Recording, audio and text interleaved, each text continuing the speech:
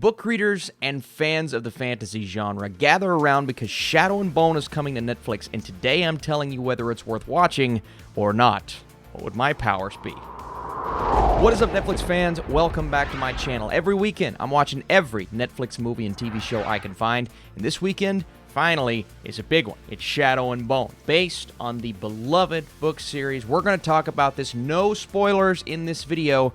We're going to save that for another video later on when it comes out. But right now, I need you guys in the comments down below. And if you like this review, let me know by supporting this video. Drop your thumbs up, as well as if you're pumped for Shadow and Bone. So based on the worldwide best-selling Grishaverse novel, Shadow and Bone finds us in the war-torn world where lowly soldier and orphan Alina Starkov has just unleashed an extraordinary power, like I did in the intro, that could be the key to setting her country free. With the monstrous threat of the Shadowfold looming, Alina is torn from everything she knows to train as part of an elite army of magical soldiers known as the Grisha. And I want to start with the magical army known as the Grisha. This was really cool getting into this in the first episode, not knowing what I was in for really at all, because I am just completely unfamiliar with the book series. Now, this is going to be fascinating in the comments down below, because we're going to have book fans and non-book fans, and I'm interested to see the response from both. All I can speak upon is what I'm seeing for the first time, and what I'm seeing here is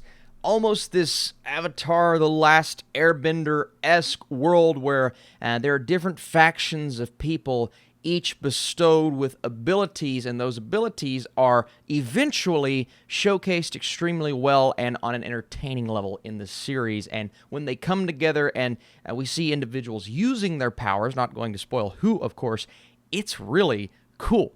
It's also entertaining once we discover what each character's role is. Now, I will admit, at least in the first, we'll say 2 episodes, I was not struggling, but just trying to make sure I knew exactly what each individual's role, or maybe our group of 3, we'll talk about them in just a second, what their roles were going to be within the show, because we would continue to jump back and forth between different timelines eventually, but also storylines of our characters that are at least entertaining. Maybe 1 or 2 of them aren't the most compelling characters in the world, but with every YA or young adult series, you're going to get something like that.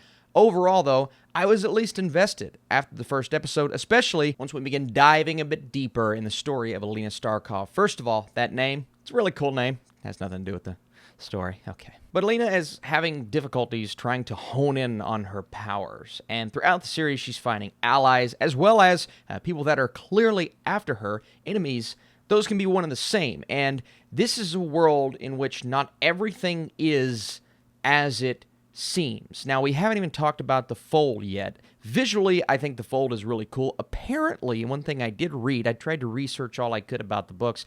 From what I believe I saw is that the Fold is, in the stories themselves, it's complete darkness and you can't really see right in front of you. They had to switch that up for the series visually. I'm glad they did that, especially in the first episode. From the outside looking in, visually, it's just really cool. You see the Fold, you understand what's at stake here, and the first time our characters try to go through that, and then of course we get our spectacular moments within the Fold for the first time, and all of those things come together, and it creates intrigue for a series that doesn't necessarily come all the way together until the latter half of the season. I would say from episode 5 on, that's when the show really picks up, really gets good, and got me entirely invested. Prior to that, maybe the first 4 episodes, I wasn't struggling. I was just trying to figure out which story I resonated with the most, and you have these 2 timelines that aren't laid out in a confusing way, but the bounce back and forth, I could understand how that's jarring for a few audiences. But in terms of comparing this to other young adult series, just recently on Netflix, I do believe it stands out as one of the better and more entertaining series, and this is only after just 1 season. So from that perspective, Shadow and Bone, in my opinion, is already a win. Now, Alina is a compelling character. She's very hesitant, and sometimes she's willing to do things that she doesn't necessarily want to do. So maybe I wanted a bit more confidence, but you can understand at first kind of the circumstances that she's in, why she is making the decisions that she's making. Now, the world that they are living in, this divided nation, east and west, both separated by this shadow fold. And within the fold, by the way, it's not just darkness and the shadowy mist. There are monsters. There are these creatures within there that I don't want to get in specifically, but oh my goodness, at times we played in the horror genre and we stayed there for quite a while. I mean, you have the fantasy, sometimes you have the quirky elements, and the action is definitely present, but I would say the most prominent genre, at least when we got close to the fold, was horror, and I like that implementation because we don't often get that in a young adult series. But Alina is a cartographer. She and fellow orphan Mal, they're dispatched into the fold in the first episode. And since it's the first episode and really the crux of the entire series, I don't consider this a spoiler. If you don't want to know anything, then maybe skip about 30 seconds. But Alina is what they refer to as a sun summoner, and that's revealed almost immediately. And she essentially turns into this burst of light. Now, more is revealed later on. I won't get into that. But when that happens, others, they see that that happens, and then people are aware that there is a sun summoner within the fold, and that's when they go after her and use her for her abilities, and that kind of sets this series off on what I believe to be an interesting note. Now, we also have to talk about Ben Barnes as General Kirigan. He brings that energy, or at times really lack thereof energy, but that dashing villainous presence that I believe was necessary. We have our trio, and we're trying to figure out what their storyline is in the first episode, but once we realize what Ben Barnes is there to do, the confidence displayed by his character, and if you guys are fans of the books, I am sure he's going to be a topic of conversation. I think he crushes it. He's an incredible actor, and he is so good as this character. But you have Alina, this fantastical character who has this set destiny. It's almost reminiscent of Harry Potter in a way, and this world, and the Starkovs, instead of the Starks, that's reminiscent of Game of Thrones, a very different world, but just kind of that epic fantasy kind of storytelling that we're used to on that level. Now, is it on that level yet in terms of world building? No, because there may be a bit more setup than expected here, and I didn't even mention the fact that they're not only bringing in the Shadow and Bone storyline, but there's also something called Six of Crows, which is that other timeline, and this show merges those two timelines and tries to weave in and out of a concurrent and cohesive story, and that's a tough task, and somehow, after maybe the first two episodes, once you establish who each individual is, it's not really all that murky.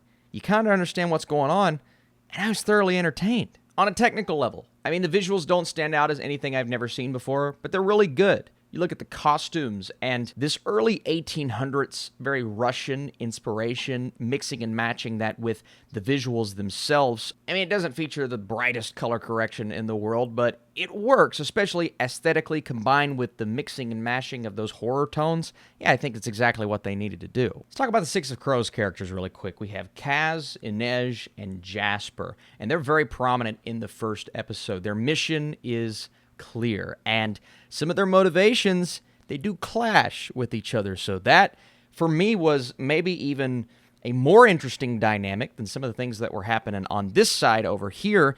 And when we're going back and forth at times, I wanted to keep going back to them because, again, it all comes down to that chemistry between the three, the way that they work off of each other, and the memorable lines. So before I give you my score, come back this Friday for a full spoiler review where we can get into the details of what actually happened, as well as my review for Mortal Kombat. But Shadow and Bone balances familiar yet intriguing characters with expansive world building to create a compelling adventure. A slight learning curve at first, and like I mentioned, it does take a few episodes to get invested.